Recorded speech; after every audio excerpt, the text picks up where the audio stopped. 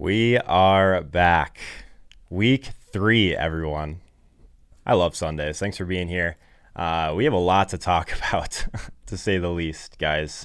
This is one of my favorite weeks of the year because we have a couple weeks of data to work with, but we're not quite ready to put everything behind the data, right? So appreciate everyone that's here, that's been here throughout the entire week on the Joe Holka Show. You guys know by now that we're live every Monday and Wednesday at 3 p.m. Eastern time. We kind of walk through a bunch of different topics with some great guests. Jake Seeley, you guys know Mike Tagliere, Sigmund Bloom, Matt Harmon, Reeves, all these guys. So the weekday streams are the ones that we kind of get ready for the game time, basically, right? This is our morning skate right now. This is we're gonna get our feet set. We're gonna basically make sure everyone is on the same page going into this week 3 slate, because I think there's a lot of different directions you can go from a DFS perspective, from a betting perspective, from a fantasy season-long perspective that we kind of need to work through here. I think that one thing that stood out to me right away, I don't know how many of you guys are playing on FanDuel these days. The pricing is incredibly soft. You can build whatever team you want on FanDuel right now, which is good and bad. Obviously, it makes it a little bit easier for people to get to the right plays, but also I think it offers a pretty big opportunity in tournaments to do things a little bit different. So we'll talk about that a little bit. We'll go position by position. We'll go through some polls. Honestly, guys, if you're still watching over on Twitch, I appreciate you guys. There's about 15 people over there. Come hang out with us on YouTube. That's where we're going to kind of interact with the chat throughout this morning. One thing that I have not quite figured out that I loved on Twitch was the polls that we could run. So someone wants to hit me up on Twitter with how to run polls through Streamlabs. That would be great. I was kind of messing around with it the last 30 minutes. Still can't get it to work, but not that big a deal. We can do some stuff as we go, just kind of how we've been doing through the week. We'll put some numbers in chat. You guys will get to plant some flags as a community, which is always fun.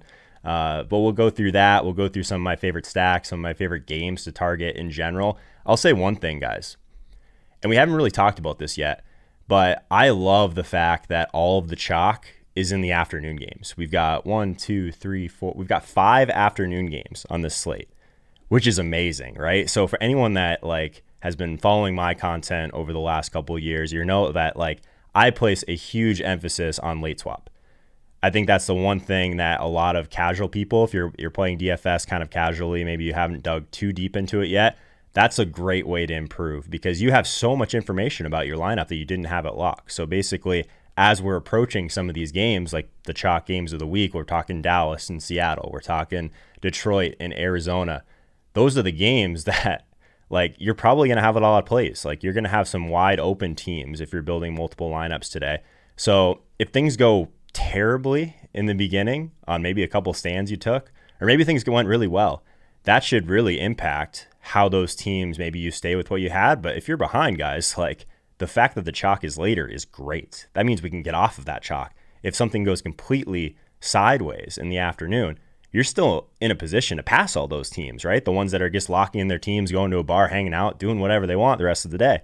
It's a big edge, guys. It's a really big edge.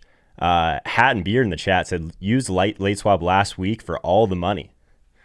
Dude, I love to hear that kind of stuff, man, because one of my biggest hits ever has come from late swap. It only takes once for it to work, and then you realize what a big edge it is and how much it is a part of this game if you want to be successful. So we'll get to that. We'll get to some top leverage options at some point throughout this stream, just because I think that's super important with all of this chalk in the afternoon. Where do we go to? Who do we play, right? So we'll get to that. We'll walk through the data sheet at linemovement.com that I know you guys have been really enjoying. And we'll go through some questions. I'll try and keep it to, at least as we're going through the positions, probably won't do a ton of this guy versus this guy, start sit type of stuff. But stick around for the end. We'll do a little bit of Q&A. And I'll try and get as many questions out of here as I can, guys. But want to shout out a few people in the chat. Love hearing a lot of you guys back. Is this this part of the routine? Is this a good time for you guys? I feel like this is a little bit earlier than a lot of the shows out there. So it's kind of nice to get in here and be relaxed, and we'll see the news that comes through. This could be a big morning for news, as you guys know. So I think this is it's a good time to at least jump in here and start building lineups. If you've been researching throughout the week, maybe you haven't, we'll catch you up for sure. Mikey Boy in the chat, what's going on, man? He's like almost, him and Aaron Rasmus, both those guys are always like the first ones in here. So I appreciate you guys. Game Theory's in here. What's up, man? Aaron Neal, he says, let's get it, boys. Let's get it, man. Week 3, like we're not messing around anymore. Nick's in the chat. What's up, Nick? Nick's been a huge supporter of ours this year as well. See him all over Twitter, all over YouTube. Appreciate you, my man. Carlos Soto, Swaggy, Ryan Wade, Vincent, Chris, bunch of guys in the chat. Swaggy's in here, Rope Dog, Josh Moore. Is this 4 for 4 Josh in the chat? What's going on, Josh? Yeah, anyone that hasn't been checking out 4 for 4 over the last 5-6 years, doing it wrong, in my opinion. Love those guys. TJ Hernandez, a good buddy of mine in the industry for sure. So I hope that is the 4 for 4 Josh in the chat.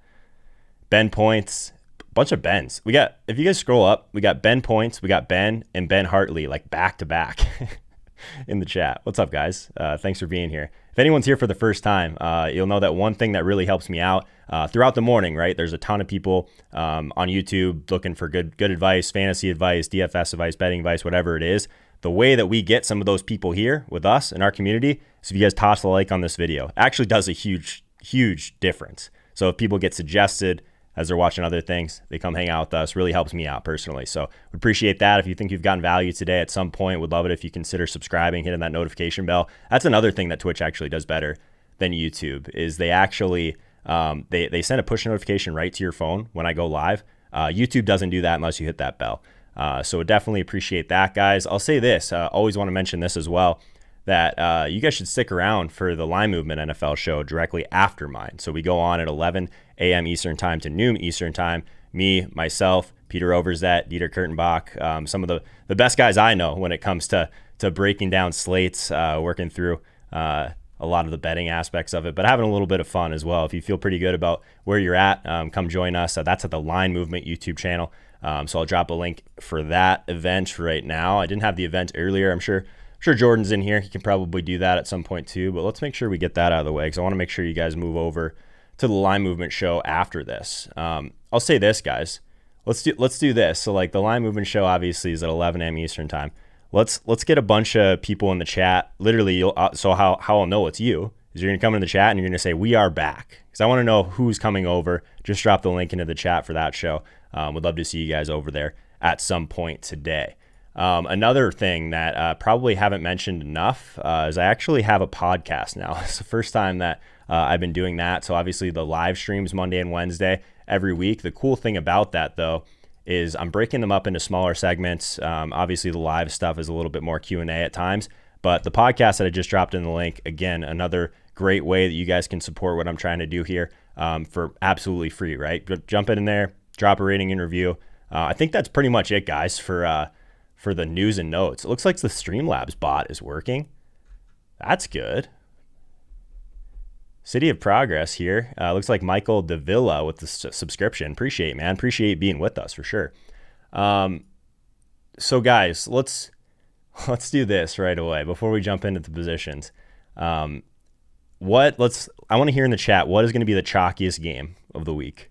We should almost start every stream like this because I think that I know the answer, but sometimes like I get pretty deep in my research and I'm not in the bubble that you guys are in. What's going to be the highest owned game stack on DraftKings? A game that a lot of people are talking about for a lot of points. Let's hear it. Couple people in the chat, Keenan Allen or Deontay Johnson. We'll get to wide receiver, man. Wide receiver is tough this week, and I think there's a ton of options. We'll get there for sure. Couple people talking about James Conner and his ownership as a possible sub or a possible leverage play. I don't mind that. George's Best, new sub. Appreciate you, man. Thanks for being with us. Honestly, guys, like we talk about all this, the podcast, the likes, subscribes, all that stuff. Just being here, more than enough. Appreciate you guys for sure. I love these shows. These Sunday shows are like my favorite ones to do of the entire week. There's just so much excitement that builds. Like that's what makes NFL so great is we have an entire week to work through this sort of stuff. So much fun. All right. Looks like I'm seeing a lot of Dallas, Seattle in the chat. And the Cardinals game. Yep. Those are the two, right? I think that the other one that we'll be talking about in terms of points and pace could be this Kansas City. Just saw that in the chat. This Cincinnati and Philly game I actually really like, which we'll get to for sure. Baltimore KC is not on the main slate, but we did actually, again, we broke down all the Island games over at linemovement.com as well. So check that out, the Line Movement YouTube channel. There's a video up there for that. Every Thursday night we do a show for that, which is fun. Speaking of night streams, I think my favorite part outside of these streams in the morning, guys, is the 6:30 p.m. Eastern time show called the Tilt Space. So that's where me, Peter Overzet, Michael Leone, we're going to walk through everything that just happened. So maybe today goes horribly wrong. Maybe we have a sweat. I don't know. We all had a pretty good week last week, but that's not going to happen every week for sure. All right, let's not waste any more time, guys. Let's jump over and let's talk quarterback. So again, always want to mention it, guys. If this is your first time here and maybe you just want to kind of get a little bit more involved in your research process, but you don't want to pay a subscription somewhere to really dive that much deeper into it, linemovement.com, resources tab, NFL data table, this is free. So this is something that I used to make available to all my Twitch subscribers, but since we're over on YouTube now, I decided to just make this free. And some of the great people that we have working for us at Line Movement really helped us get this page off and running. Basically, it's each position, but it's also everything that I think really matters. There's not anything on this data sheet that I think doesn't matter for fantasy and doesn't matter for DFS. So I think that's huge. Looks like Jordan's in the chat dropping the link as well. Perfect. Pretty easy to get there, guys. LineMovement.com, resources tab, NFL data table. Would love to see some more people using this, honestly, because I think it's one of the most valuable things on the internet for free. If you're playing DFS, you're playing season long, whatever it is. Even if you're betting props, guys, this can give you a really good idea of some underrated props. We've got projections in here. Of course, we've got ownership, that sort of thing. But at quarterback, let's dive into it. I mean, we've been here 15 minutes. We might as well. You guys have heard enough news and notes by now. What we really want at quarterback is a couple things. I've been kind of beating the drum for just really prioritizing guys that give us something from a rushing perspective. I know that's something that a lot of people know, but at the same time, DFS, like we're trying to beat others, but also building in floor and ceiling is very important. I just don't personally see the ceiling for some of these guys that don't give us anything on the ground. So like just take a guy, Matt Ryan is like always my example. Maybe it's a hole in my game, maybe it's not.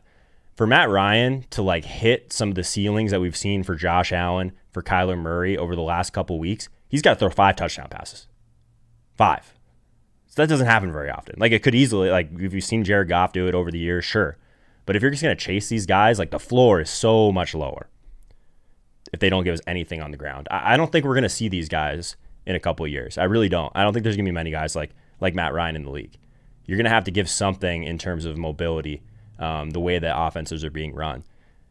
What's crazy is guys like Kyler Murray, Josh Allen, we used to be able to play them at like 6,100, like 6,300 at their peak. They've priced Kyler all the way up to 6,800. Josh Allen's all the way up to 6,900. Nice. 6,700 for a guy like Cam Newton. These guys are expensive. So like DraftKings has adjusted. So if there's a tweener, I like to kind of use that word for like maybe they don't check all my boxes. But if we're looking at guys that are really cheap today, one of the guys that I've been gravitating towards since the beginning of the week is Carson Wentz at 5,800. I love this game against Cincinnati. I'll say this, 2 very bad offensive lines, for sure.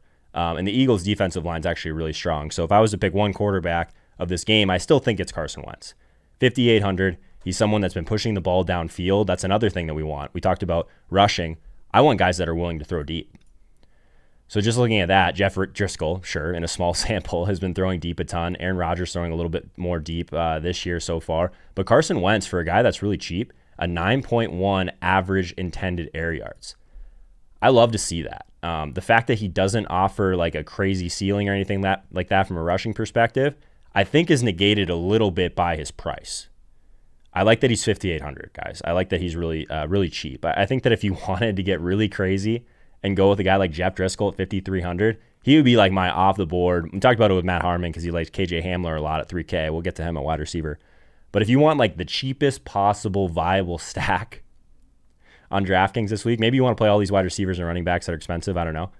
Jeff Driscoll to KJ Hamler. I don't know. It's really thin, guys. But 5,300 and 3K doesn't get much cheaper than that. You get a touchdown from those guys, and maybe you get 20 yards on the ground from Jeff Driscoll. I don't know. I've heard worse ideas.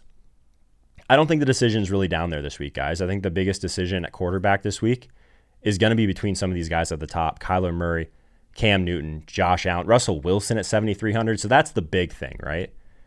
So this Seattle and Dallas game, we know there's going to be fireworks. Like, let Russ cook, right?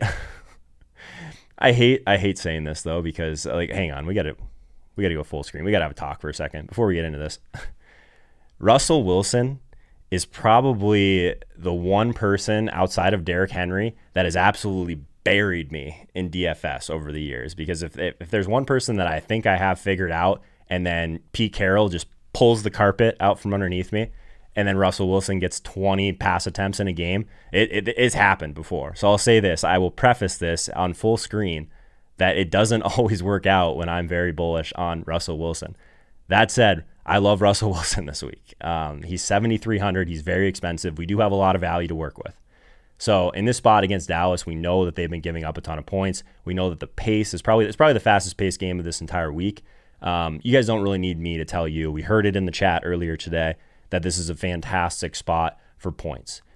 So the question becomes, do you have the extra 500 to get to Russell Wilson versus a guy like Kyler Murray or Cam Newton? One thing that I think is intriguing about the latter is that there's some very clear options to stack with Cam Newton, with Kyler Murray, at different ends of the salary spectrum for sure. I think we can all talk about, I guess, how Twitter told me that DeAndre Hopkins wouldn't be good on a new team, because that just doesn't happen. Guy's got like 24 targets in 2 weeks. Like, the volume is there. He's expensive. DeAndre Hopkins is someone that you'll know this about me if you're new, but I don't pay up at wide receiver if I can help it. But just a quick Kyler Murray to DeAndre Hopkins stack, you know the volume's going to be there, and you can kind of move on to some cheaper pieces from there. I don't hate that. Cam Newton, 6,700. Nakeel Harry is someone that I think is super interesting to pair him with. He's very cheap. He's someone that, the air yards have been there. It's one of the guys that Mike Tagliere brought up this week. I think that he's one of the guys that we could be looking to on the cheaper side of things. I think that it's a pretty easy stack for Cam. Yes, everyone wants to talk about Edelman, sure. If you can hit on one of these running quarterbacks on a single stack, it's one of the things that I think makes a lot of sense these days, because I overstack typically, but the one time that I will consider like a skin, Mike Leone has been calling it a skinny stack, so basically just a one quarterback with one weapon. I think with the rushing perspective, that's how they get there, right? It's Cam Newton rushing in 2 rushing touchdowns and throwing one to Nakeel Harry. That's how you get there with something like that. Josh Allen at 6,900. This guy's just going to be under-owned every week. Is that going to happen? He's projected at 6% ownership right now. I get that it's not a fantastic matchup against the Rams. Everyone wants to talk about Devin Singletary, how they could have a little bit more success on the ground in this spot. I don't know, guys. I kind of like Josh Allen. Again, like, I guess I've become like the Josh Allen truther, but I kind of just like this game in general. It's very stackable. Rams and Bills, I think that there's going to be a lot of pace to this game. It looks pretty good at the line of scrimmage. I think that that's one thing that I really like to talk about for anyone that's new. We talk a lot about game environment. Pace, plays leads to volume leads to fantasy points, but also we want efficiency at our quarterbacks, which we've already gotten to. What's the one thing that can make efficiency go right out the window? It's pressure, right? So what's going to happen at the line of scrimmage? Which guys are going to have a lot of time? Which guys are not going to have a lot of time?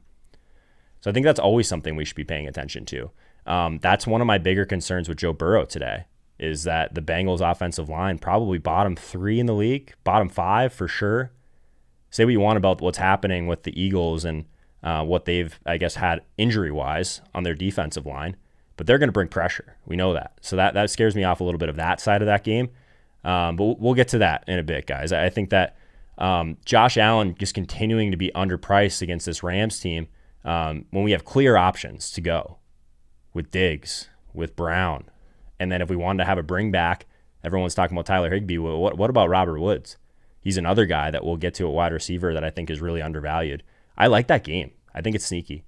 If you're trying to get different versus the Cowboys and Seattle stacks, the Cincinnati and Philly stacks, that's one game we could go to that I think is interesting.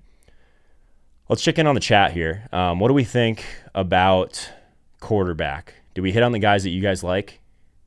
I think for me, let's do a quick poll actually.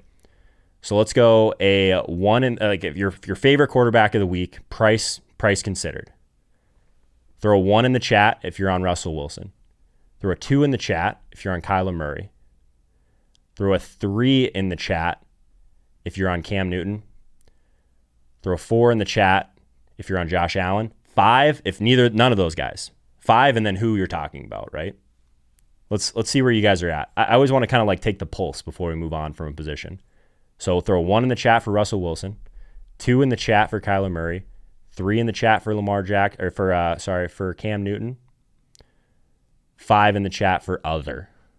Let's hear it. A lot of 2s. Everyone's on Kyler again. No one can find line movement 69.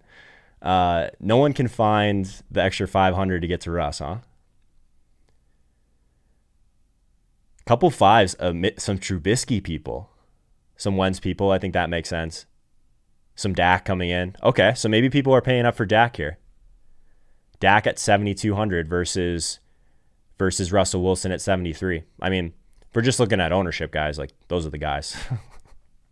So I'm with you. Carl says Tom Brady, never that.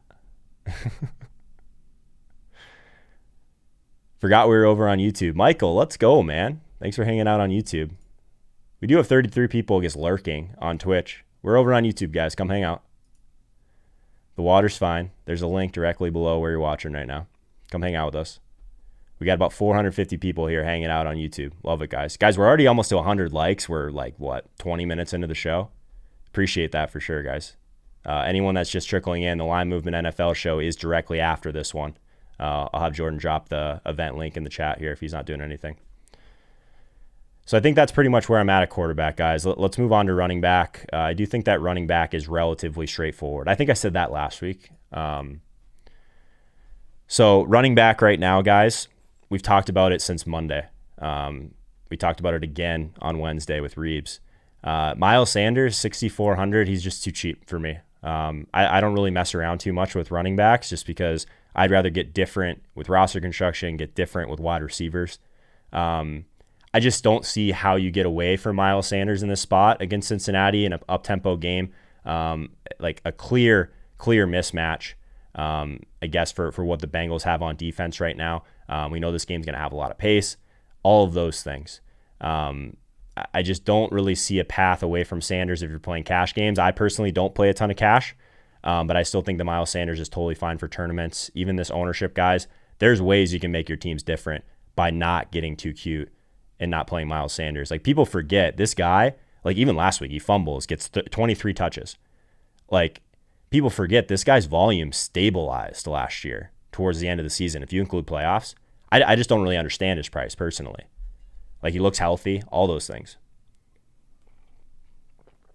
We can project this guy for about 20 touches and 4 catches at 6,400. I think that's the last time I'm going to mention Miles Sanders. He's a great play. If you're stacking Philly, do you put in Sanders? I think you can. I think you can for sure. I'm a little bit more aggressive on game stacks personally, so I'm not scared. Like, same thing with Kenyon Drake. I'm not scared to play Kyler Murray with Kenyon Drake. I'm really not. I think both of those guys are great plays. So Kenyon Drake, Miles Sanders at the top in terms of ownership. I think they're there for a good reason, guys. We don't care about ownership at running back, literally at all. I get into this argument sometimes with Michael Leone because he's kind of a natural contrarian, plays a lot of 3-max, mid-stakes, high-stakes stuff. I think he's right in some ways that if you can find a guy that is going to hit very similar volume at like a tenth of the ownership, then maybe you consider it. But this week, I just think that the top in terms of the guys that we've identified as being clearly underpriced, like I kind of need the salary by playing Miles Sanders or kind of by playing a guy like Kenyon Drake. I think where it gets interesting is when there's narrative involved from like the week before. So you guys won't hear me say this very often. I am interested. So say you're rolling out like 20 teams or more. I'm interested in Derrick Henry at 7,800, even 8,200 on FanDuel. And I'm going to tell you why. I know this kind of goes against everything I've said about how I'm always prioritizing guys that can give me receiving yards, receiving catches, all of those things at the running back position, for ceiling, for floor, all those things. With everyone all in on Derrick Henry against Jacksonville last week, all in. Why is he 13% owned right now? Anyone know? I don't see it as much different of a play as last week. So like, do I want to go all in on a non-pass catching running back when he's 30% owned and he's 8,200? No, not interested in that. But the week after, if I can get that ownership cut in half in the same matchup, in my opinion, I kind of like it. If this guy touches the ball 30 times and breaks one at 13% ownership, that's a ton of leverage off the people that are just going to play some of the chalky running backs. So that's like the tiebreaker for me, is if the volume is there. I'll tell you something I don't do. I'm not going to just randomly play these cheaper running backs because people are talking about them. I don't really care. Gibson, Mike Davis, Singletary, Montgomery, Fournette in a timeshare. Like, you guys want to play those guys? Cool. Perfect. Let me know and I'll play cash that week, and then I'll just post a bunch of games because the floor is fine. Like, it's not that these guys aren't okay plays. Maybe Singletary gets in the end zone and ends up being finally a Singletary week. Who knows? He's 4,900. He's a guy you have to have. I don't play these guys that I can project for 15 or less touches. I'm just not interested. I just don't think it's the way that, like, trust me, like, there's a lot of smart people out there that are talking about these guys. And I think if you're playing season long, sure, plug them in. If it's a good matchup, you think they're going to get a nice floor for your team, sure. But in DFS, we're trying to beat others, right? And I still think one of the biggest edges remaining is that people just don't prioritize the elite volume at running back. These guys that can't be game scripted out of a game. Guys like Miles Sanders, guys like Kenyon Drake, that even if things go sideways, they're still going to get theirs. They're still going to get their snaps, all those things. Another guy we haven't talked about yet, which we need to, especially on FanDuel, 6,700. What is FanDuel doing with their pricing? Jonathan Taylor against the Jets, 22, almost 23 touches, about 3 catches through the air in a game where they're heavy favorites. Nice team total. I'm fine eating the chalk with Jonathan Taylor. I would imagine this 23% number is going to be closer to 40 on FanDuel at 6,700. I think he's a fantastic play. If you just started your lineup blindly today, like literally you go like this, and you say in the series, start a DraftKings lineup with Kenyon Drake, Miles Sanders, and Jonathan Taylor, I think it's a great start. I really do. There's a lot of the ways that you can still back into some of these good plays, some of these strong games in terms of your stacks, and still play 2 of these guys, at least. So I'm in on that for sure. Another thing I'm in on is I'm really pumped that Streamlabs is actually working in the chat right now. So thanks, Kevin Gallagher. Appreciate your subscription, man. We are well over 100 likes already, so I love that. Over 500 people in chat right now. Appreciate you guys. Like I said, check out the Line Movement Show directly after this if you're into betting. Maybe you do a little bit less DFS. That's what we'll kind of dive into that a little bit. Be sure and check out the podcast as well. That's in the chat. Just scroll up, all those things. Consider subscribing if you think you've gotten value today. And check out this page at linemovement.com, resources tab, NFL data table. Very easy to get to. It's all free. So we're just going to continue to try and bring you guys value. I think we can move on from running back personally. Anyone else have any strong running back takes here? I guess the one guy I didn't talk about was someone, I think it's maybe not the same thing, but we talked about Aaron Jones a lot on this show last week, right? We had a bunch of people come into the chat on Monday and be like, oh, thank you so much for mentioning Aaron Jones because everyone's just playing Devontae Adams. I don't think it's the same thing, but we talked about it. What's the most important game on this slate to get right? Or the most important game that everyone wants to stack? It's the Seattle game, right? So how does the Seattle game go sideways outside of Pete Carroll? Anyone? It's if Chris Carson continues to do what he's been doing. Chris Carson has been catching passes. Chris Carson has been active around the goal line. I'm not a Chris Carson guy personally, but he's also running a ton of routes, which he normally doesn't do. So if this game goes completely sideways, how can we benefit? Again, we're trying to beat others in DFS. How can we benefit? With all these people looking at Miles Sanders, Kenyon Drake, Taylor, Zeke, those guys at the top, how do we feel about Carson at 6,600? I don't think it's the same play as Aaron Jones because there was a very clear, this is the guy everyone's playing. This is the guy you can play instead. This one's more of a, if this game isn't great and Chris Carson scores twice, you pass a lot of those stacks, right? For an asset that was only costing you 6,600 on DraftKings. So I always want to mention guys like that as that I come across throughout the morning that I think offer some leverage. So Derrick Henry, Chris Carson, I think those are the leverage guys. I know Leone's on Dalvin Cook a little bit. I think that makes sense for similar reasons, but that's a little bit too far for me. And the price is a little bit different, but that's kind of where I'm at on running back, guys. People like the Carson take. I like that. Carson with Cooper. Ben, I kind of like that too. So like we talk about mini stacks a lot. How do we get access to these high total games but do mini stacks, like small stacks, not without the quarterback, right? This is something I do all the time. So you have your main stack all set, and you want to leverage the other game so that your main stack is what has you climb up the leaderboard, right? So maybe you leverage this game by not fully stacking it, and I love that call by Ben in the chat. Maybe you play Chris Carson. On the other side of it, you play Amari Cooper. You just hope to grab the touchdowns in that game. I think it makes a ton of sense. For sure. Let's do one more poll before we move on to wide receiver. Top running back play on the slate. Put a 1 in the chat for Miles Sanders, 2 in the chat for Kenyon Drake, 3 in the chat for Jonathan Taylor, 4 in the chat for other, and then I want to hear who it is. We're going to keep doing these polls. Again, we're going to get the pulse of what you guys think. You know what I mean? I love that quite a bit. Eric McKibben has a mini stack with Dak, Cooper, Carson. I like it. Carson with Gallup is the leverage. Drew, that's sharp, man. I saw your subscription come in earlier today, so I appreciate that as well. Gallup is the guy that we talked about him a little bit with Jake Seeley earlier this week. Gallup is definitely the guy in theory that could be like someone that takes off. Like maybe he ends up breaking some big plays. He's a talented guy.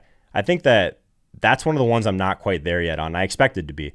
But CeeDee Lamb, it's so hard for 4 guys to be productive in a passing game. So I don't like Gallup as much as others, I think, this week. But yes, if you're trying to grab one leverage guy, I think he ends up being the guy that people think is cute and under-owned, but he's still going to be like 13, 14%. If I'm trying to leverage, I'm trying to go like sub 10% typically.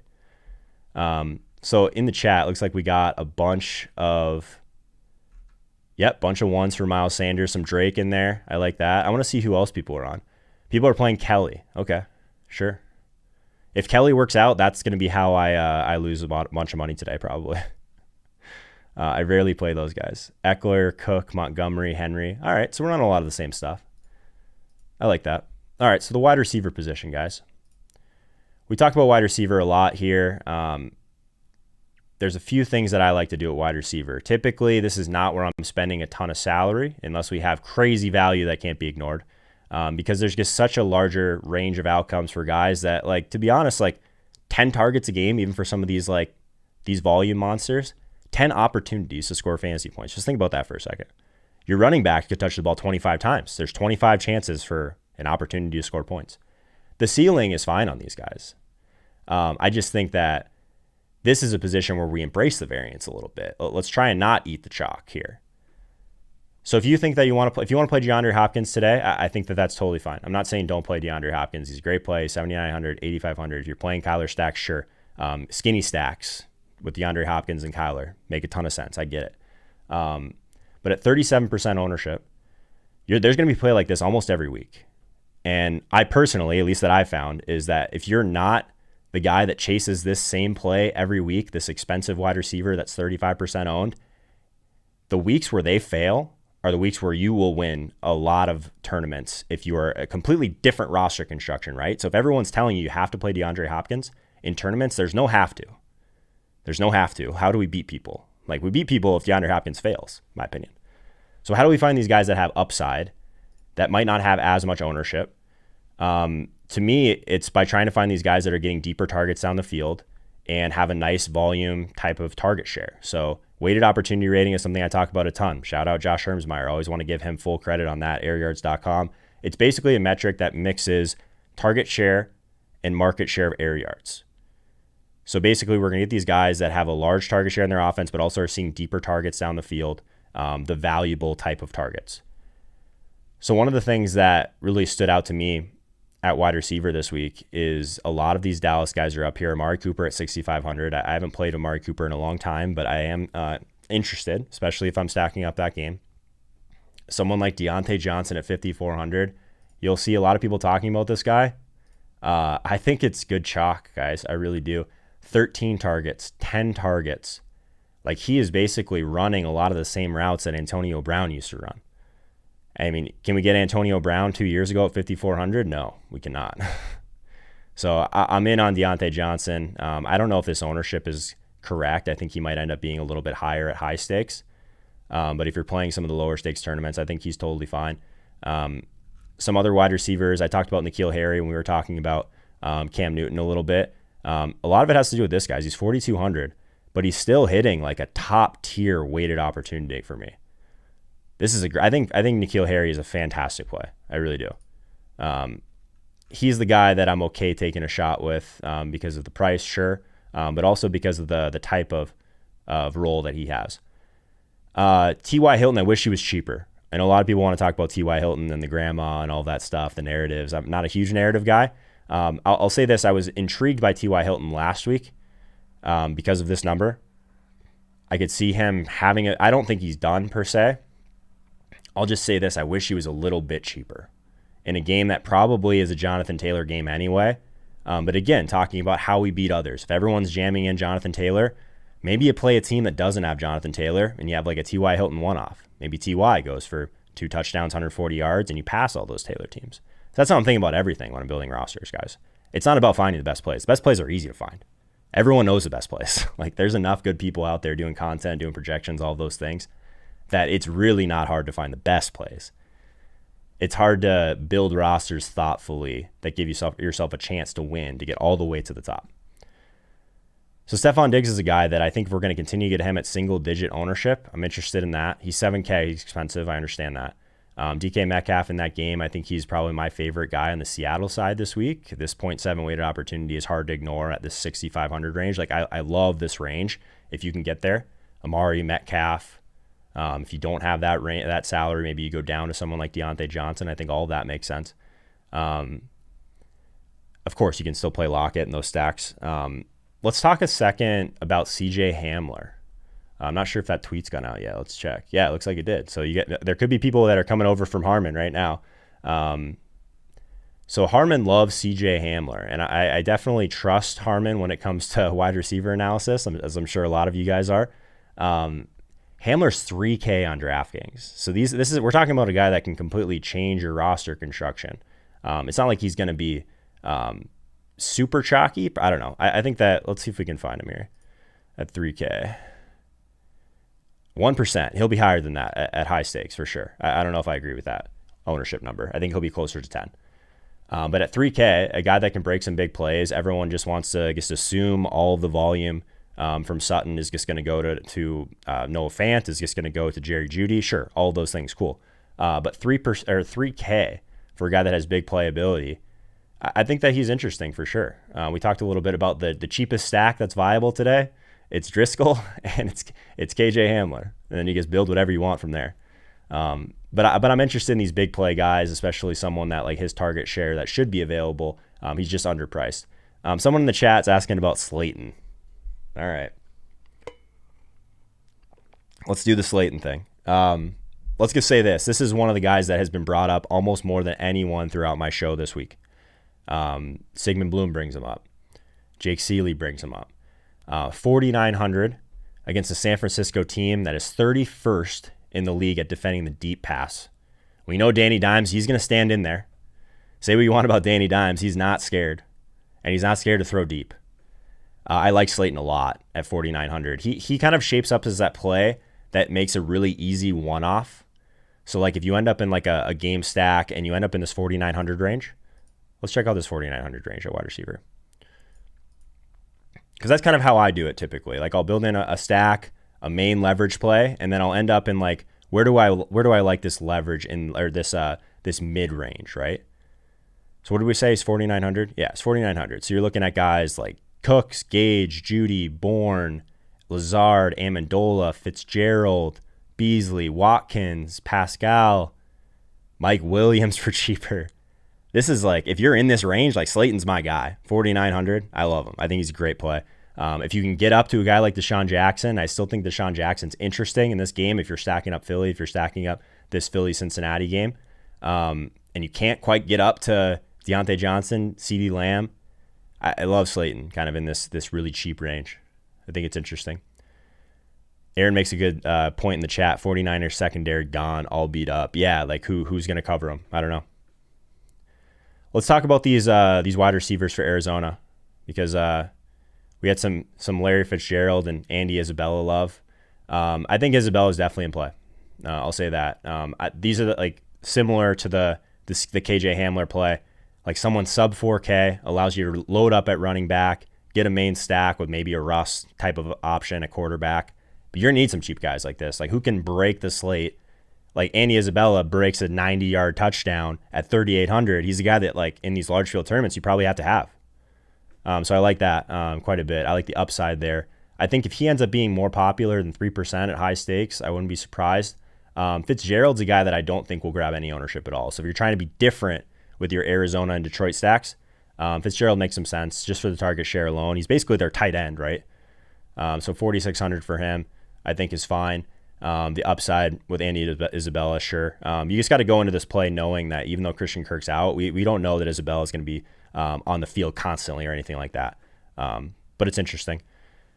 Someone in the chat, Mike Williams, puke. Yeah, Mike Williams, man. I feel like I shouldn't even bring this guy up anymore, because if we're just looking at all this stuff, he's like the guy that breaks some of these metrics, right? He's 4,300, 0.6 weighted opportunity. It is a good spot, 24th against the deep pass in terms of Carolina. Is it possible Mike Williams just isn't good at football? Maybe. I don't know. Chasing the Mike Williams blow up spot or regression spot because he sees all these air yards, all of that. You can go broke pretty quick doing that. At some point, it's going to work out for these people. So if you want to continue to be on the Mike Williams train and double down, I might be with you there on at least one team. We'll see. We'll see for sure. San Fran is going to be using bartenders as pass rushers. Gavin, what's up, man? Haven't seen Gavin in the chat in a while. How's it going, man? It's Mookie's in the chat, too. Isabella only seeing targets 30-plus down the field. Yeah, we like guys like that, right? Ben says that 100% in high-stakes fantasy touts love him. Yeah, I don't consume a ton of content. That's one of the things that I think can be a big edge. That's why we built the data sheet. It's like very specific things we know matter for fantasy, and then we're trying to figure out who the best plays are, which, again, is not usually too hard. And then we're trying to figure out how we benefit from where ownership lands. So I think it's valuable to listen to podcasts, that sort of thing, if you want to get a good feel for ownership. I don't think it's necessarily like, I'm not going to listen to a podcast, myself included, right? If you guys listen to my podcast, like, don't just listen to my podcast and play all the guys. Like, you know what I mean? There's context of every slate. DFS totally different than season long and that sort of thing. So let's move on quickly, and then I really want to spend some time and get some questions. We got 500 people here. I want to make sure everyone's feeling welcome. If you're here for the first time, consider subscribing. We are live every Monday and Wednesday at 3 p.m. Eastern time. Also, again, Sunday mornings at 9:30 a.m. Eastern time. So join us here. Hit that notification bell so you know when I go live if you forget. Guys, 154 likes, 500 people in here. Appreciate each and every one of you for being here. We got 50 people lurking on chat. If those 50 people came to YouTube, we might hit 600 today, which would be a new record for me on Sundays. So another way we kind of do that is just by tossing some likes on there, guys. So tight end, how do we feel about tight end? I think the one thing that we talked about probably more than anything at this position this week on my channel, these Philly guys. Is it Goddard? Is it Ertz? So let's start there. Put a 1 in the chat for Zach Ertz. Put a 2 in the chat for Goddard. Put a 3 in the chat for both. I don't typically play double tight end teams, but I want to see where we're at here because I think that's the decision, right? 1 in the chat for Zach Ertz, 2 in the chat for Goddard, 3 in the chat for both.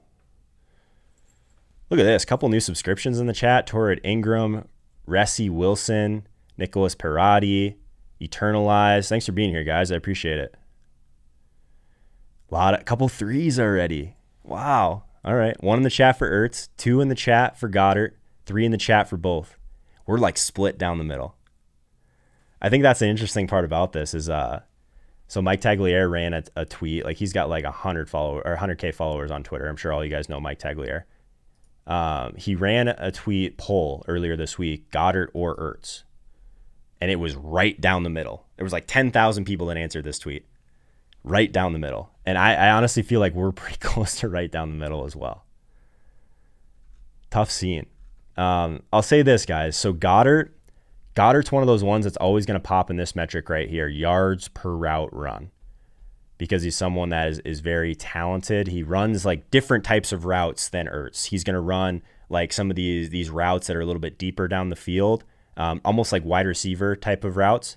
Ertz is going to get a lot of these crossing routes, these layup catches. Like he's going to have to basically catch it and fall down a lot. So on DraftKings, sure, Ertz, if he catches 12 balls today, I would not be shocked.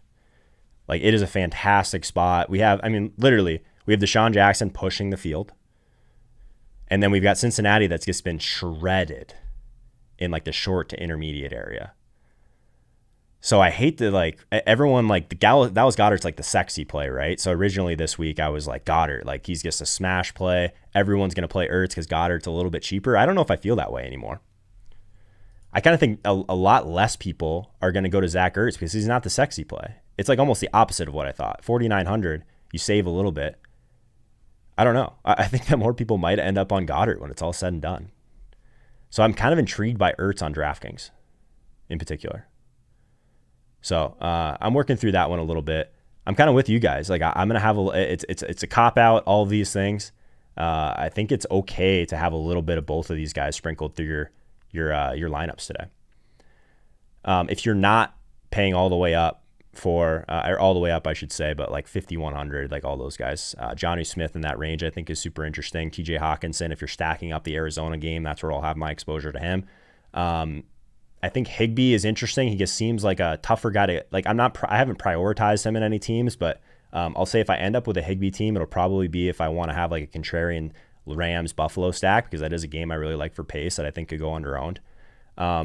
We're using a lot of the same metrics for tight end as we are for wide receivers, guys. So weighted opportunity rating, Darren Waller at the top, obviously keep an eye on his status. Kelsey's not on the main slate. Hunter Henry at 4,800.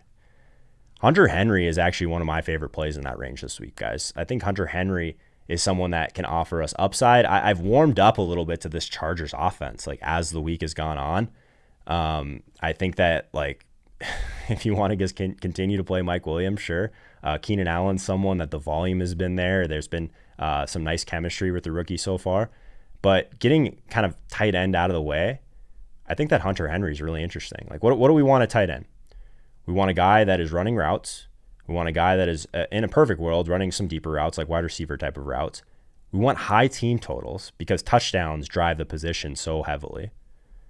So I think it's interesting. Like that's kind of like why I think I prefer to go to like the Goddard Ertz range because of that team total. 26.5 at blitzbet.eu. So I think that's where I would prefer to be. But Hunter Henry, guys, I think that he's one of those ones that could go a little bit less owned than he should be. I'll say that. I think that at high stakes people are on it. But in that mid range today, I think it's super interesting. If we're going to go really cheap at tight end, who are we going with? We got some Drew Sample love in the chat. He would be game stacks only for me, for the record, King. King's always coming in here with like some sharp plays. I love that. I think it's Logan Thomas and Jordan Reid for me at the cheap end. It's not the super like mega cheap end. I understand this. But if we're just looking at average routes run over the last 4 games, or I guess over this season so far, Logan Thomas at 3,700, guys. I just think he's someone that just continuously is kind of checking boxes for me. It's hard to get behind a Washington team that I don't think is going to score a lot of points. That's the hardest part for me. So I don't know if there's a massive ceiling for a guy like Logan Thomas, but at 3,700, if you get in a pinch, I don't hate the idea of paying down at tight end where a lot of people are just going to kind of live in this mid-range this week at the kind of the mid 4K to 5K range. So I think that he'd be the guy. But again, if we're looking for upside, yards per route run, we got Hunter Henry, Gesicki, Jonnu Smith. What about Jordan Reid at 4K? The team total's there. This Giants team's not very good. The system that he knows, like if he ends up playing like the majority of these snaps, and we saw like last week, like the ceiling's still there for a guy like Jordan Reid in this system. So 4K, I think Jordan Reid is a fantastic play for sure. Mo Alley Cox. Mo Alley Cox is like that guy that's just bigger than everyone else, right? So sure, I wouldn't be surprised if he scored. It's the Jets. I understand that. So maybe a little bit of leverage there from Mo Alley Cox if everyone's just going to play Jonathan Taylor, which I don't hate. But I think for the cheap end, it's probably going to be Reid and Logan Thomas for me. Yeah.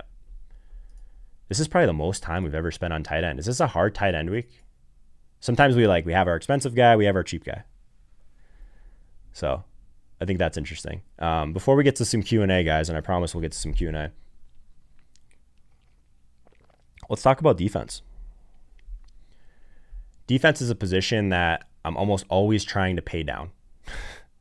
The problem this week is there's some very, very clear situations where I think there's going to be pressure, like strong defensive lines versus really weak offensive lines. That's almost always like the first thing I check. I'm also trying to check passing volume on the other side. So like pass attempts on the other side. This is one where quarterback volume does matter on the other side. We want pass attempts. A lot of that has to do with game flow also. So targeting home favorites, targeting these spreads that are extremely deep where we think that they're going to have to take chances to come back in the game, all things that we're looking for.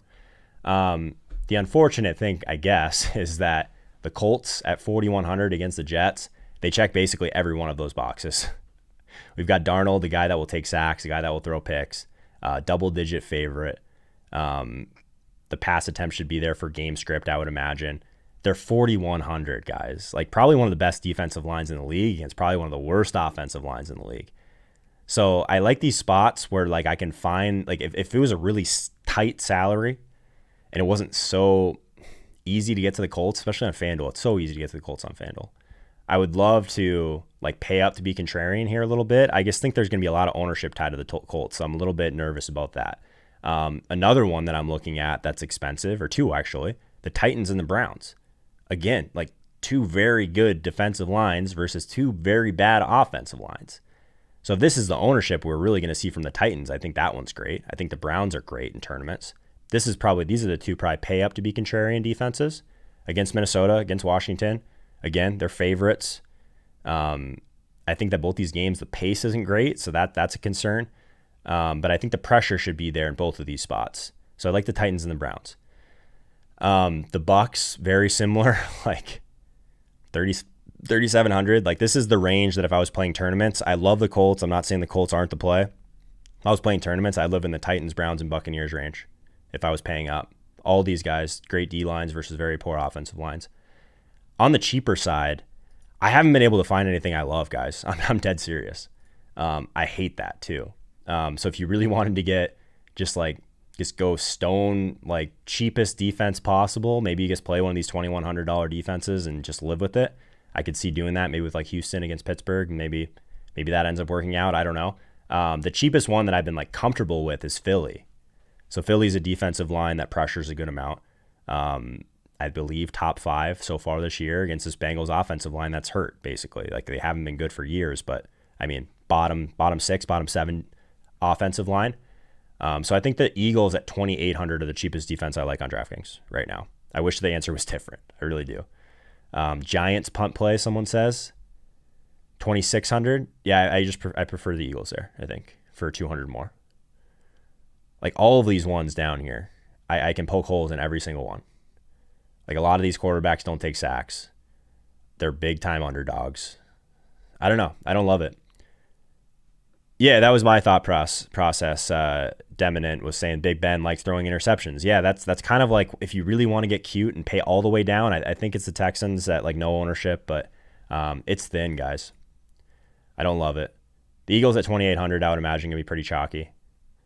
They're the second highest projected ownership on the slate right now. So, interesting stuff. That's kind of where I'm at on all the positions we went through. We did some polls. So now I wanted to leave around, 10, 15 minutes before the line movement show to go through some questions. Let's say this. I want to check and see, do we have any crazy news yet? I haven't been probably paying attention the way I should. Let's get some news updates. Anything yet? I'm going to scroll up here and see. I'm going to scroll up a bit, make sure I didn't miss any of these questions here. Guys, what's helpful, tag me in the, like if you're asking a direct question, tag me. Just go at Joe Holka in the chat so I see it a little bit easier. Again, we got 50 people on Twitch, so if you have any questions and you're over on Twitch right now, make sure you come over to YouTube. That's the chat I'm looking at. So a lot of people it seems like are in on the Jordan Reid play, the Thomas play. I think that's interesting. So wide receiver 1 is Keenan Allen. So we got some start-sit stuff in here. CD, Lamb, or Hollywood, or Brown. Like, those guys are very close. I think I'm trying to get access to this Dallas game if I can, man. Goddard is too cheap on FanDuel. Yeah, I built 5 FanDuel teams so far. I think Goddard's on 2 of them, Ryan. Jordan Reid will be high owned after last week. Yeah, you're probably right about that, Len. Hate playing the cheap tight end. That's going to be chalk. It's never great. So I'm with you on that, man. See what else we got in here. Miles Sanders fire. Yeah, if anyone's just coming in, I guess, and hasn't been here all morning, Miles Sanders, pretty tough play to get away from in DFS at that price today. Drew Sample. I mean, if you're paying all the way down, Gavin, I think there's worse things out there, man. Always appreciate the Gavin James takes. He's like the Steve Boyton in the chat. Very similar. A lot of good takes. Is Steve in the chat right now? Let's hear from Steve. Let's see what Steve's doing. Steve's always like our FanDuel guy. Pricing is just free, basically, on FanDuel today. Chris Herndon. Yeah, maybe that's like the flop lag play. I struggle with like those type of guys. It's like similar to the Logan Thomas thing. They're just not going to score a lot of points. And like when you know it's a position where there's not going to be as much volume, those touchdowns are really ones that you have to think you have a good chance at getting, right? Let's see what else we got here. Favorite stack. I'm really big on this Cincinnati Bengals and Philadelphia Eagles game, in particular the Wentz side of it. So if I was doing like a full game stack, I think those are interesting. Bring it back with a guy like AJ Green, whose air yards have been there. Maybe it's someone like Boyd. Totally in play for sure. Dallas and Seattle is the easy answer for stacks. I'll say this: if you're stacking up Dallas and Seattle, you got to find a way to be different with the rest of your team. That would be a situation where I would be completely ignoring guys like Miles Sanders, would be completely ignoring guys like Kenyon Drake. I'd be trying to do things differently, for sure. I think that the Rams and Buffalo Bills game is sneaky. I also think that the Titans and Vikings game, one-offs. So like if you wanted to have some Derrick Henry this week after he was so popular last week, I don't think that the matchup is that different. So I'll have some one-offs of Derrick Henry today, and I haven't played him I didn't play him last week, haven't played him in a long time. But these are the type of situations where I think it makes sense. Chris Carson, if we want to totally fade this Dallas Cowboys and Seattle, like this bonanza that could happen, I think that's interesting. Let's do this. I forgot. So we talked about late swap, all these like games in the late game. Like if you have to pivot off, where are our leverage spots? This is a great conversation to have. I always want to do this, especially on a slate like this where you have a ton of games. So just to catch everyone up, late swap, you should be doing it if you're taking DFS seriously. So the games that we have today, I love these slates. And then I see your guys' tags. I'll get to those in a second. I'll move right to these tag questions after we get through some leverage plays. So basically, we're looking at Colts Jets, so the Jonathan Taylor chalk. We're looking at Arizona Detroit. Wow, it's all in the late game. We got Arizona Detroit. We got we got Dallas and Seattle. So all the chalk is in the afternoon. So where's our leverage? So if you're in trouble, you make some mistakes in the beginning, who are we playing? What about these Tampa Bay pass catchers, guys? No one's going to play Mike Evans. No one's going to play Chris Godwin. I think those guys offer a ton of leverage. What we're looking for here is super low ownership and still ceiling, right? Maybe not the optimal spot by any means. Sure, like maybe Tampa Bay gets out way ahead in this game against Denver and it doesn't matter. But I think that makes some sense. Keenan Allen. If no one wants to play Keenan Allen in that range, I think his ceiling is still there for sure. And it could offer a ton of leverage if he's going to be lower owned. Maybe you completely flip the script and you try and like play like a full, like if you are full stacking Dallas and Seattle, maybe you full stack Tampa Bay and Denver. You know what I mean? I'm never going to come out and say play a guy like Melvin Gordon, but you could play all the pass catchers of Denver, something like that. Bring it back with like a Godwin or something like that. I think that's interesting. Maybe you play the Jets receivers if you think they're going to be way behind against Indy. Maybe that's a play. I don't know. I'm just looking at guys for leverage right now. It's kind of gross, honestly. So maybe that's a spot where you just try and get a little bit different with some of these guys in your stacks. Maybe you change your roster construction a little bit by paying up for one of these wide receivers. Like the chalk, basically Taylor, Drake, Hopkins, Amari Cooper, CD Lamb, Zeke, those type of guys. So it's interesting. Hunter Henry maybe would offer some leverage, but I think some sharp people are going to be playing him. We talked about how Chris Carson is a great way to leverage that Seattle and Dallas game. So I think that's interesting. Let's get some questions here. I'm going right up to where we started tagging here. Mike Williams or Harry one-off? Ryan, that's a good question, man. Is this a Cam team? I would say, obviously, if this is a Cam team, it's Harry. Mike Williams is going to go crazy at some point. I think he's the lower owned guy. If I had to pick one, you're putting me on the spot. Let's see. Let's see where I have him in my rankings right now. I know where my first instinct is, and it scares me. Yeah, I think it's Harry for me, but I could be dead wrong. There's definitely regression coming, positive regression for Mike Williams. Hamler, Eckler, or Deontay McKinnon. I'm not big on McKinnon overall. I think it's Hamler, Eckler for me. Eckler has to smash this week. I'll say this, Ant. Like I've been warming up to this Chargers game overall. This Chargers offense, I should say. What are my thoughts on Allen Robinson? Max, that's a great question, man. He's probably the one wide receiver that I love this week that I didn't mention. It's really easy to like skim over this team overall, this Bears team. No, but I think Allen Robinson's great. Another guy he's seeing all the volume in the world. Maybe get some lower ownership on him. What about Marvin Jones in Detroit, Arizona? Yeah, we need to see. I want to see what's happening with Golladay, right? So yeah, maybe if Galladay's back and he's on a snap count, we don't know. Hockenson, Marvin Jones becomes the bringbacks in that Arizona game. You're going to want a piece of that game. So I think Marvin Jones is okay. McLaren or Drake in the flex. My tiebreaker is always going to be running back in the flex, man. I like Drake in that spot. David Johnson or Slayton. I like the upside with Slayton. Maybe I'm crazy. I like Slayton a lot today. I guess I'm confused, says our Frenchman. A big tourney, avoid a full game stack of Dallas, Seattle. I mean, you don't have to avoid it, but you're going to have to be different with the rest of it, man, because there's going to be a lot of those stacks in there. Logan Thomas for me. Okay, cool. I like Logan Thomas a lot, man. What do you think about DK, Lamb, Gallup, and same lineup without any QB for that game? King, I think it's fine to do that. I've kind of like come around. As long as your quarterback is a rushing quarterback, in my opinion, who can get there on his own. Maybe you guys don't have the salary to get to Russ, or you don't have the salary to get to Dak. I think it's totally fine. If you wanted to play one of these running quarterbacks, it's a little bit cheaper. No issues. I love the mini stacks, man. Like you're building in upside with your lineup anytime you're adding those mini stacks to it. Zeke or Drake this week? Is that a season-long question, Justin? It's still Zeke, my friend. Let's not get cute and not play Zeke.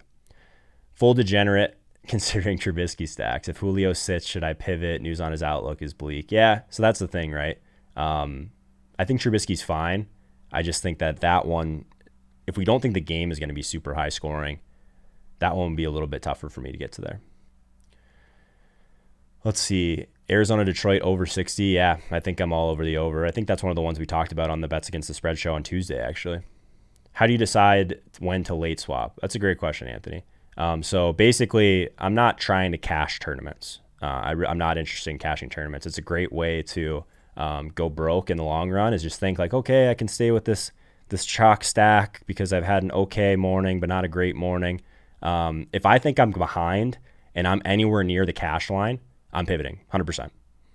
I'm literally like, I'm blowing up my whole team and I'm playing a lower owned stack just because you got to think about what your goals are, right? If you want to cash, cool. That's great. It always feels good to cash. I'm trying to win. That's where I'm at. So, in order to get to the top, you have to pass people. So if I'm anywhere near the cash line or below, I'm normally pivoting some of my lineup to something lower owned. How do you feel about Seahawks stack with Zeke? Totally fine. Totally fine. Thoughts on Godwin? I think he's a late swap candidate for me. AJ Green resurrection today. I will have McAllister. What's up, man? I will have some AJ Green shares for sure on these Wentz stacks. Noah Fant as a BB with Brady stack. Maybe. I like Noah Fant. Trust me. We talked a lot about Noah Fant last year. Freak athlete. The volume should be there. If you want to just not play the KJ Hamler or Judy train of like the volume, maybe the volume goes to Fant. I don't know. He could probably handle it. So I think he's a fantastic bring back. I'm with you for sure. Hashtag Steve in the chat. We love Steve. Steve has been preaching Cincy Philly since Monday morning. I'm telling you, man. Sharp. Too sharp. I'm seeing all these subscriptions come through too, guys. Appreciate that. Ryan Blake, you already know all these guys. Bro Lance, Lori, thanks guys so much. We're over 200 likes right now. That's massive. So I really appreciate that, guys. We will be kind of wrapping this thing up probably in about 10 minutes or so. We'll be going right into the Line Movement NFL show directly after. So Slayton or Tate? Slayton for me. Just want to make sure I get through as much of these questions as possible. Amendola, I think Golladay coming back hurts Amendola quite a bit. Let's see what else we got here. season long, AJ Green or Jeff Wilson? AJ Green for me. Noah Fant or Ertz. That's where you draw the line. It's Ertz for me, eternalize. Terry McLaurin? Sure. Terry McLaurin's always in play, man. I love me some scary Terry. He's like the one-off guy, right? Like, it's really hard to stack up that team, but yeah. How do I think Ridley will do today? I think Ridley's fine, man. He's just so expensive. Love your username, by the way, Islanders for life. So you're definitely a sports fan. I love that. I love the passion from the Islanders fans. We love hockey around here, that's for sure. Pick one: Corey Davis, Mike Davis, CeeDee Lamb, John Brown. I assume this is season long. Probably CeeDee Lamb for floor, John Brown for ceiling. I'm not really on Mike Davis. If that one goes wrong, I'll live with that one, I think. Which two running back would you start? Or which two would you start? Gordon, Woods, Gallup, Lamb. I'm the guy that just wants to stack up where the points are going, right? So for me, it'd be Gallup and Lamb. But I play things a little bit differently across the board sometimes. I go for ceiling.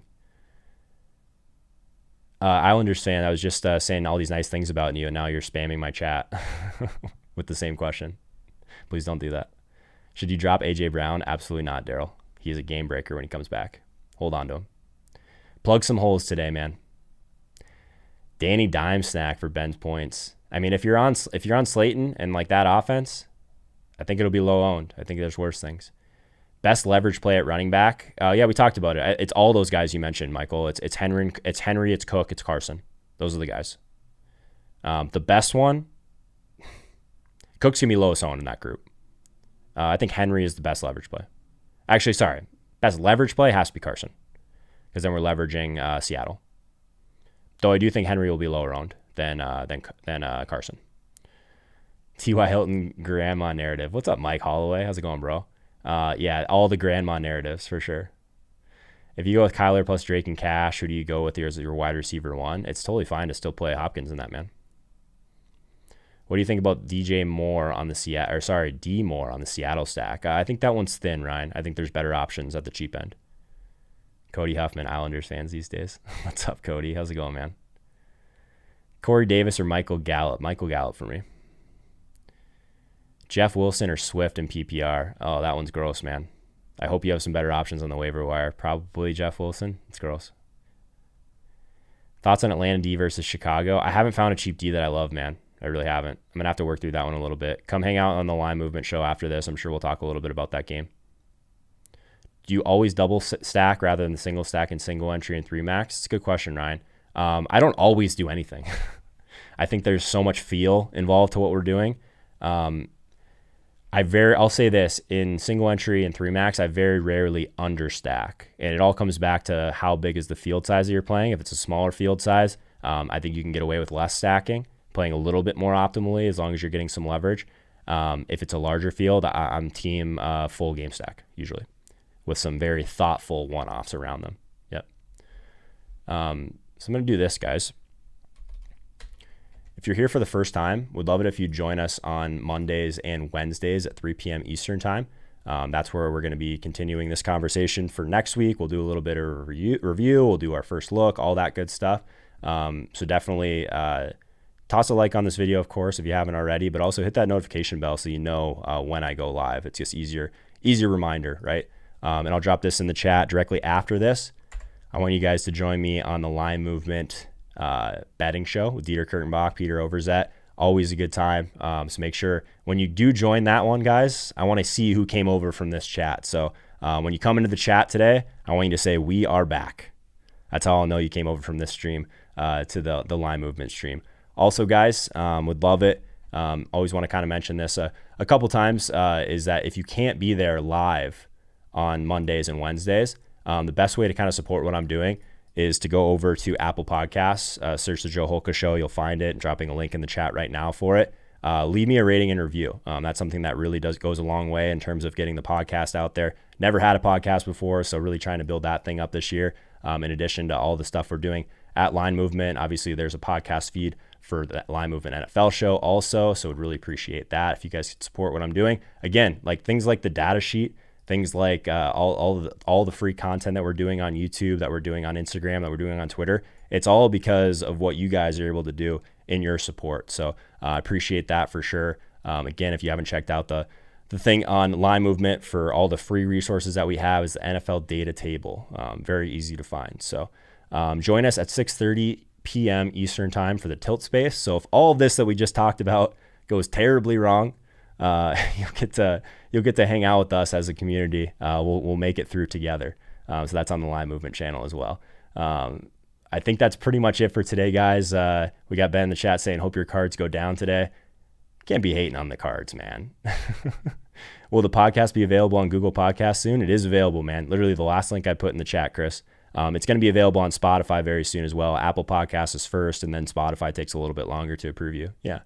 So if you've already done all the things, liked, subscribe, the rating and review is what helps me out the most, man. Appreciate you. Thanks for the subscription, Leighton Darren. Appreciate it, man. Best running back one for the Seahawks stack. Zeke or Dalvin. I think if you're playing a Seahawks stack, you should actually consider playing Dalvin. But if you have room for Zeke, just add to your stack, man. Love it. Appreciate it, guys. Appreciate everyone that's been here. Sunday mornings are a blast. I will see you guys very soon on the Line Movement show. And good luck this week. I'll see you guys very, very, very, very soon.